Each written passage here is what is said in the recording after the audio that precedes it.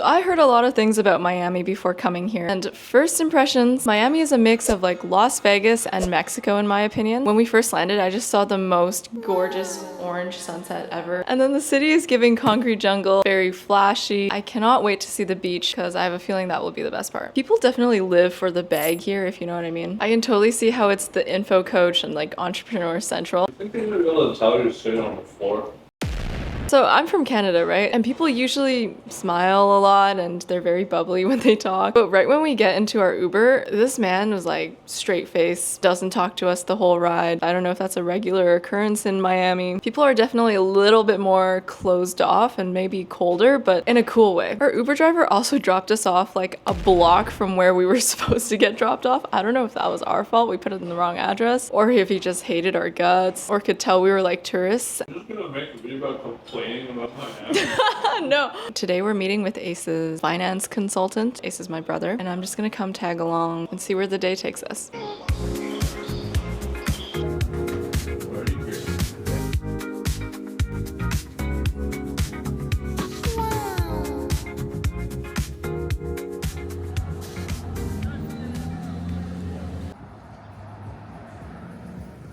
It was quite the rainy day in Coconut Grove today. Apparently Miami doesn't usually get a lot of rain. Ace and Chris did some banking appointments, and then I just worked the whole time. That's the super nice thing about having an online business, is that you can literally go anywhere and still be able to work if you just bring your laptop and you have Wi-Fi. But with how fast AI is moving nowadays, it almost makes me wonder if I should add something that's brick and mortar.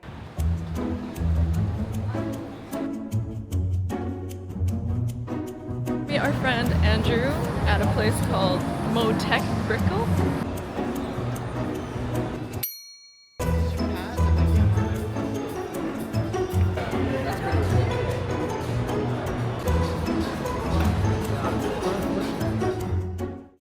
This place is called Naked Farmer. It's like a healthy fast food. It's I don't know how to explain it. It's Whole Foods. We don't have this in Canada. We don't have anything in Canada.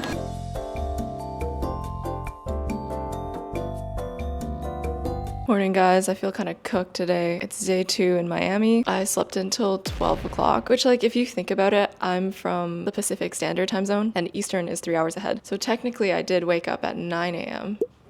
In our conversation with Andrew yesterday, I think a big theme that came up was, who are you selecting to be your circle? And I think this is especially true for young entrepreneurs because you're at this age where you're still friends with high school people, still friends with college people. And the truth is not everyone is going to be supportive of what you're doing. The reasoning behind that, they want to be able to make sense of your success in their head. It's not that they're necessarily haters, although I'm not saying there aren't. It's just that in their minds, they cannot fathom or understand how you got to that point. So I thought that was a really interesting takeaway. This applies to all forms of success. You know, if a person has a huge glow up one day, they're like, oh, what procedures did they get done? If a person just becomes insanely good at a sport and gets into some league, people will question, oh, who got you into that league? What kind of nepotism was that? There are certain people who will always find a reason to justify why they're not doing as well as you. So keep your head up, king and queen. Today, I think we're going back to Brickle to find a coffee shop and just grind out a bunch of work. So let's go.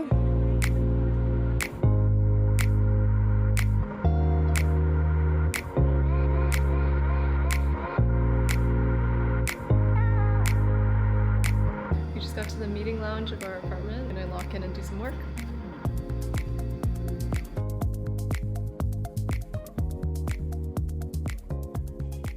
About to head out to dinner with Chris again. They call him the Germinator. I'll be back. This is the fit for tonight. Got a Go Yard bag. Funny story, my rich ass cousin bought this for me. Sound like such a douchebag.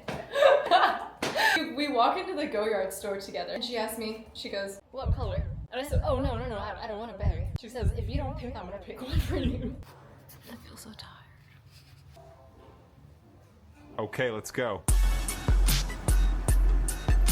We're going here tonight.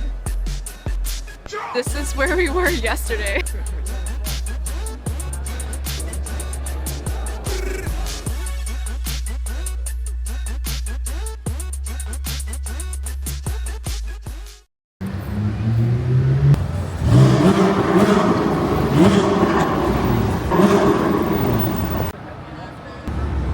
Oh God, this looks so good. just chugging so much water. We got a little bit demolished last night. I have no idea how. It was literally only 2 drinks. I guess our body wasn't used to drinking. It's been a while since we've had our last drink. Woke up at 12 again, feeling so cooked. It's okay. It's a Saturday and we're gonna go to, what is it, South Beach?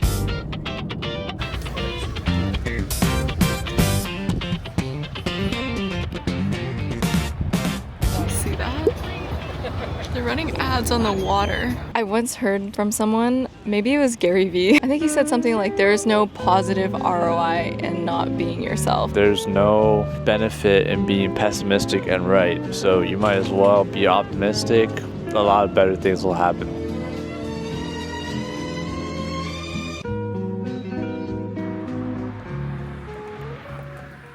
Good morning, everyone. I just came to the meeting room very early to try and film for a VSL. Actually, no, it wasn't that early. It was like 10 a.m. Okay, I was supposed to get up earlier, but I went to sleep too late. And there were people in the meeting room the whole entire time. It's shared with the whole building, right? And then all of them left at around 11 o'clock, except for a mother and her daughter. And I was like, oh shoot, we need to go soon. We need to head to church and I need to film. I need to film this VSL. And so I literally filmed the whole 5-minute script in front of them. I'll ask for permission first, of course. Oh man, nothing is more humbling than when you film in front of other people.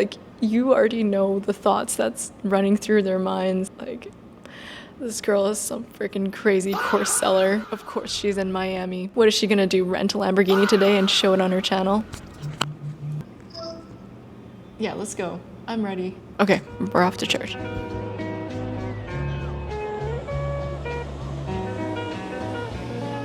Finished church and now we're at a coffee shop. Gonna get some food in our stomachs. It's 2:30 p.m. so I'm in starvation. And Ace is, I don't know, he's fine somehow. Took 20 minutes to take a dump before we could go out. Joe's just mad because she's weak. It's 2 o'clock in the afternoon. I'm so hungry. I haven't had a single thing to eat today. But yeah, church was really great. We go in and immediately I'm getting mega church vibes because they checked my bag. Usually churches, I feel don't really do that, but I get it. Downtown Miami, you gotta make sure things are safe. It was a really good message about being a good steward with what God has given us, especially financially. Are we really budgeting? Are we really tithing? And then he goes back to explain the significance of tithing. The one thing I found a little bit sketch was he was if you're in a bad place and you're drowning in debt right now, go ahead and scan this QR code that will take you to a course that will teach you about budgeting. And then I go scan the QR code. Even the churches even sell the churches info are here. selling info in Miami. And then I go and scan the QR code and it's a $99 course. I was just jaw drop. I was a little bit stunned. I think it's definitely good intentions. People, they want to help people get back on their feet and teach them how to budget properly. But if you're in debt, I feel the last thing you're thinking about is a $99 budgeting course. You know what I mean? There's just so many free resources online and ChatGPT is cheaper than that. But I don't know, it might be very valuable. I need to try not to judge. I can be very judgmental sometimes. I'm sure they have good intentions. Just kind of looks wrong.